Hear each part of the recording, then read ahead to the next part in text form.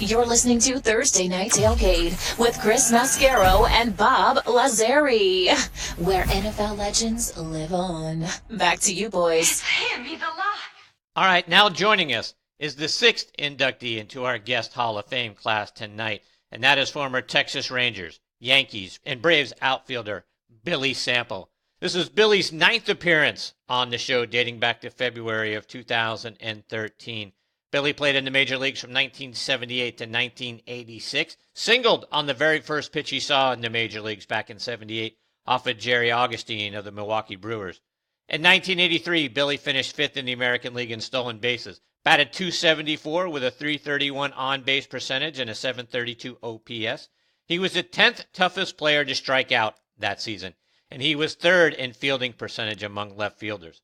In all, Billy played in 826 games, had just under 2,800 plate appearances with 46 home runs, 230 RBIs, and a career batting average of .272, stole 98 bases as well.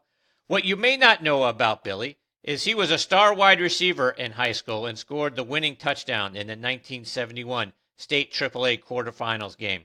His high school, Andrew Lewis, advanced to the state championship that year where they lost to T.C. Williams High School. That was the game depicted in the movie Remember the Titans. Billy is also an accomplished screenwriter, producer, and broadcaster. After his playing days, he helped broadcast games for the Braves, Mariners, and Angels. He wrote and produced the movie Reunion 108, which is a satirical comedy with a baseball backdrop. You can find it available as a DVD on Amazon.com. He's written a book titled A Year in Pinstripes and Then Some about his one season with the Yankees, and that is also available on Amazon.com. And oh, by the way, it's 5-star rated. He's also done stand-up comedy because he's just that talented. He's been a great friend, and he's made every segment that he's joined us so much fun. So tonight we are honored to induct him into our guest Hall of Fame. Hey, Billy, Chris, and Bob, thank you so much for being so wonderful to us over the last several years. I tell you what, Chris, I want to come back just to hear you read that introduction because it's not going to get much better than that for me. I'm old now, and nobody wants stories, and you've added some validity to that. Thank you very much. And hearing Willie, following Willie is kind of tough because he's got these great moralistic stories, and I'm calling you from the bowels of the basement of one of my watering holes in New York City. So take that. No doubt. You're allowed to do it outside, to Chris and Bob. Okay, I found a place. Well, we appreciate it, Billy. And like I mentioned a moment ago, you're a pretty good wide receiver in high school. So talk about why you decided to play baseball instead of football. Well, if I'd been as big as my youngest son, who's 6'3" and about 235, I think I would have played football. And I think I enjoyed football a little better, but at age 15, I figured I wasn't going to get much bigger than 5'9", and I don't know, 175, 180, and that was long before the short, quick wide receivers like the Mark Dukers and the Mark Claytons and the Stephen Bakers, and I wasn't that quick anyway. Nat Moore, I guess, would be in that group too. And in fact, I met Nat Moore somewhere, and I looked at him, and you could scratch a match on his forearm, and think, okay, well, I think I made a good decision.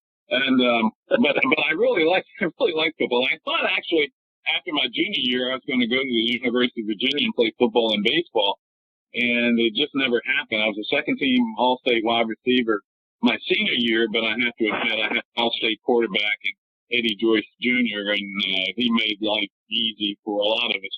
His father was a coach, so we threw the ball about 50% of the time, so that might have skewed my talents as well. But I think in the end I made a good choice. I realized at about 15 I wasn't going to get much bigger than that, and I didn't know if I could take the hit that they take now. Although now you can hardly hit anybody, so maybe if I'd have been born a little younger I would have played football. But I kind of played baseball with a football mentality. I don't think I played like Kirk Gibson. I think Kirk probably played it so hard that he ended up hurting himself quite a bit because I don't think you can play baseball with the intensity over 162 games that he played it. But I kind of played it a little bit like that, and I took my bruises and I have the arthritis to prove it and some of the aches and pains. But it was fun. I don't have any regrets. I guess we all would have liked to have an at-bat or two over, or a pitcher would like to have a pitch or two over. But for the most part, I think I gave you what I brought to the ballpark that day.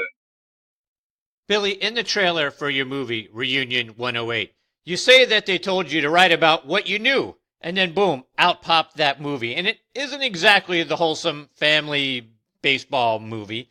Is the movie based on what your life was really like as you were coming up through the minor leagues and playing in the major leagues? A lot of those stories are mine. I think of the, let's say, roughly 14 flashback scenes. All of them had some element of truth in them. The last funeral home scene probably had the least amount, but that was still based on something that happened in the movie. I would say about 4 of those 14 were personal stories. I'm not telling which ones. And but yeah, they were mine, and it is a little rough. I think if I do another one, if I'm fortunate enough to do another one, I'll tone it down a little bit so that I can have a wider audience. But for the most part, it did what I wanted it to do, and I don't have any regrets about that. And I think it was, yeah, I enjoyed it. But it's not. I tell people that sometimes when I look back on it, I've had women walk out of the theater. And then I've had women really love it. So it's kind of one of those that you have to go in with a certain mindset. But there's a lot of education, I think, in the movie, not just about baseball, but about life in general. And some of it's very satirical, but that's what I was shooting for. I wrote the script, and I submitted it to the Hoboken Film Festival. It took top honors. I said, well, let me see if I can produce it. Somebody should have shot me. But in the end, I guess in the end, I'm glad I did it because it would have always been on my bucket list if I had. Bob, questions for Billy? Great to have you back, Billy, and congrats on the honor. It's a pleasure. Oh, thank you. Great. Thank you. Yeah. I'm waiting Billy, on Saturday Night Live now. See how many times I can be on. It's great having you. And I was doing a little looking at your stats today, Billy, and I don't think people realize how good of a contact hitter you were. You struck out, this is fascinating to me, you struck out 230 times in your career when guys these days are doing that almost on a yearly basis. And I was just wondering, were you cognizant back in the day, Billy, about not striking out? Was it embarrassing? I mean, tell us all about that because it's a fascinating stat. Oh, that's a great question, Bob. I think back in the day, strikeouts, or the lack thereof, meant more than it does today. I think people are concerned about launch angles, and the ball has a little more travel in it now. It's a little harder, so you get rewarded more from forgetting about the strikeout when you make contact. Back in the day, if you struck out, I was contact hitter, I couldn't strike out. I don't know. I think I struck out roughly about once every 13, 14 times. 14 plate appearances. Nowadays, if I had struck out once every 7 plate appearances, I never could have gotten out of AAA ball. So it's a little different. There's a greater correlation between offense and revenue. And so they do what they can to enhance the offense. So they will bypass on the strikeouts in order to hit more home runs. Because I guess this generation grew up with the bells and whistles of hitting home runs. But back in the day, no. In fact, we had ballparks. I remember Tom Poquette, who played most of his career with Kansas City, and he was traded over to Texas. It seemed like everybody played in Texas at least for a little time. And Tom hit a ball that he normally would get a base hit in Kansas City. He sort of dropped a head on it, sort of found that Tony Gwynn 5.5 hole and get a base hit. Well, he did that in Arlington in one of those days where the ball just doesn't carry and the ball just stayed up. The tough part about Arlington was back in those days is that, especially in right center field, you could crush the ball and it wouldn't go anywhere and it wouldn't sink. So you almost had to force the ball and force your top hand on the ball more to make the ball sink. Unless you're somebody like Al Oliver, a great hitter like that, who could hit line drives and could force the ball down. But back in those days, it just wasn't done to enhance the offense. So I understand it. I applaud them for doing what they feel like they need to do, and offense is important in all the sports. Everybody's trying to change to enhance the offense. But back in the day, I struck out twice as many times as I had. I just never would have gotten out of the minor league. And Billy, I got to get your ideas about the major league shifts that are going on, and the critics and the agents and the players that are complaining about it. Am I wrong, Billy, or is it strategy? It's just, if you can't beat a shift, if you can't hit a ball in a 20-yard area, should you be a major leaguer? I mean, we can go a lot of areas like this, but you see a lot of complaining going on. Wow. Hit the ball the other way. Jeez, my goodness gracious. I hope they don't alter the way the defense is played. I don't know what they will do. Again, they're trying to enhance the offense, so they'll probably try to modify it in some way. But yeah, why not drop a bunt? If somebody's going to play the shift on you and it's a tie game of 7, drop a bunt the other way. It's not that difficult. At least, well, it depends. But I'm with you. I just stop. Just hit the ball the other way. Or if your situation dictates, just drop a bunt that way and you're on base and you're the go-ahead run. I don't know. They were trying to shift when Lou Boudreau was trying on Ted Williams back in the 1940s. So it didn't bother Ted. Although I hear he looked at the umpire and said, "Is that legal?" I had the opportunity one time to interview Ted for a TV show that was in New York, the Sports Channel, way back in the day. And so we're going, and it's a video interview that I can't find. I don't know what the producer did with the interview, but somewhere in the course of things, Ted probably figured, I knew how scientific Ted was. If the sun came out and on a cloudy day, he would feign something in his eye so that his pupils and cornea would dilate to the different darkness and light. I knew all that kind of stuff. And so at some point, Ted must have figured out I knew what I was talking about. I don't know if he knew that I played at the time. I retired maybe 3 or 4 years at the time. And then he went from, I don't know, 301 class to postgraduate class. And you could probably see in my eyes that I didn't quite follow where he was going with this. So we wrapped up the interview. It was probably 10 minutes. It was long enough.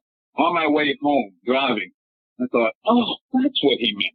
It took me that long to realize what he was talking about because, hey, Billy hadn't been there. I didn't know that way. And I told Tom Grieve later, Tom Grieve was really classy guy, long-time Washington Senator and a Texas Ranger and broadcaster for a long period of time. And Tag, his nickname, Tag said, yeah, he said the same to us too.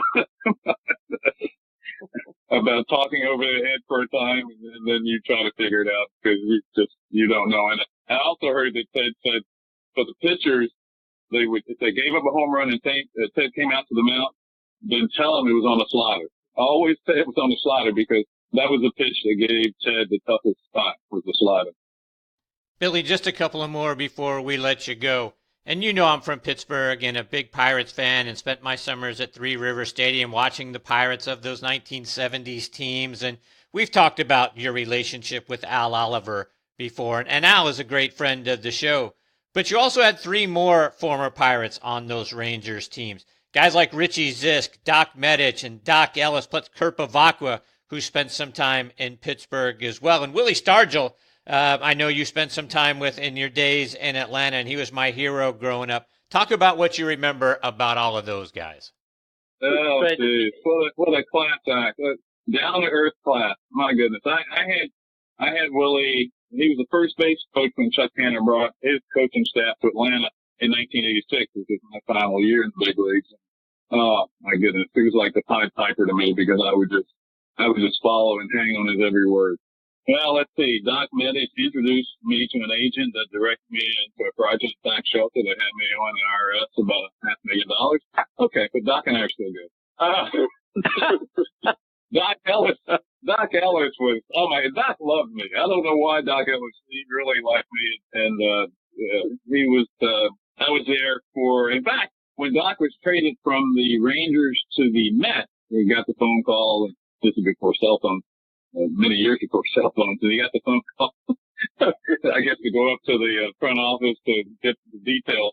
He turned to the clubhouse and said, "You going with me, Sample?" And I'm like, "No, Doc, I'm good. You go." And by the way, you're the treasurer for our kangaroo court. Can you leave the money this time? No. But yeah, it was nice. In fact, Doc was the first person that spoke to me when I was called up to the big leagues. When I was called up to the big leagues and the Rangers were 5.5 games out in Milwaukee, I walk into the clubhouse. It's one of those where I was playing in Tucson. You fly from Tucson to Phoenix, Phoenix to Chicago, Chicago to Milwaukee. By the time you're in Milwaukee, you're just dead. So I walked into the clubhouse and I see that I'm in the starting lineup. And Sample leading off. And I thought, okay, well that's fine. I didn't think I was going to play that soon, but that's okay. But the scary part was that it had Sample 4, and meaning I was playing second base. And I think till this day, I still have the Texas League record for most errors by second base. I think I burned my glove, infield glove actually, so I didn't really have one. And nobody told me anything. In fact, you mentioned Richie Zip. Richie came over and sort of, in a gluncular way, he said, it's just like AAA. Meaning, don't get excited about it. So I was leading off the game, and maybe 7 minutes before the game, Billy Hunter, the manager, came to me, explained why I was penciled in at second base. They felt that Bump Will switch hitting second base and was struggling a little bit from his right side. So they wanted to give him one less at bat from the right side. I don't know if that's even legal to do nowadays, but, so I did, first pitch from Augustine. I singled the right center off the glove of a diving Fixo Lescano, and I'm on first base with a Cheshire heading and grin on my face. And here comes the Bump to pinch run for me. My day is over, folks. All right. You guys will get That's a great story. I love every time you tell that one. Oh, geez. You had to hit because he would embarrass you. He hit so well and so hard and line drives all the time. One time, Scoot came to me after I pushed the ball over the first baseman's head for an RBI double, and he said, "How can a man get hit like that?" And I'm thinking to myself, "Scoot, I've already penciled in those hits." I need those hits. Hit line drives like you at people. I need those hits. And after he said it to me, I didn't get any more of those hits. Shut up, Scoop. But he was a tremendous hitter. In fact, one day in Detroit, he went, I think it was 6 for 9 in a doubleheader, 4 homers, a double, and a triple. And I think one of the hardest balls he hit was an out. It's just, you feel like you need to pay admission. You're like, wow, that was really special. Yeah, no doubt. To see it all. He was terrific. My goodness, could he hit? When that front foot dropped, that right foot dropped, bad head was soon to follow. Oh. Billy, what are you doing now? Remind our listeners, what's going on with you? Well, I'm still trying to write a little bit. I've got the book and the movie, both as you alluded to earlier, and thank you very much, Chris, on Amazon. I had updated the book this summer. I included some things that went on earlier this year, actually. So I'm pleased about that, and just sit back and watch the grandkids now. The 5-year-old Kai, or 6-year-old Kai, I think now. He's dropping bad head that makes his granddad feel proud. I don't say anything. He takes the game hard. Sounds like his granddad. He takes the game hard, takes it home. At some point, maybe he'll ease off that a little bit with age. But he's got some talent. But not only from his granddad, my goodness, his mother threw the javelin at the University of Rhode Island. His dad played Division III football at Ashland, Ohio. So he's got good genetics. Well, Billy, thank you for continuing to come back and now being a wonderful part of our Guest Hall of Fame. Bob and I really appreciate you. Every time you join us, the segment is so much fun. We look forward to having you back on the show again, hopefully real soon. Well, Chris, I'm honored. So thank you very much, and thank you for the induction. Billy, take care. All the best to you and your family, and we look forward to catching up with you again real soon. Talk soon. Okay, Chris. All right. Thanks, Chris. Thanks, Bob. That is former Texas Rangers, Yankees, and Braves outfielder Billy Sample. And Bob, Billy's always so fantastic. You're never quite sure where he's going to go with the answers to the questions and that sort of thing. But it's always fun sort of following him because he makes the segment so much fun every time. He's such an educated guy, Chris, and such a great speaker, and the stories he has. I mean, we had him up on the TV side here and talking about his days down in Texas with Frank Lucchese and some of the guys he mentioned. And there's never a shortage. And, of course, his 1 year in New York was very memorable. So, again, honored to know him. He's been so kind to us over the years. And, again, it's a blast every time he's on the show.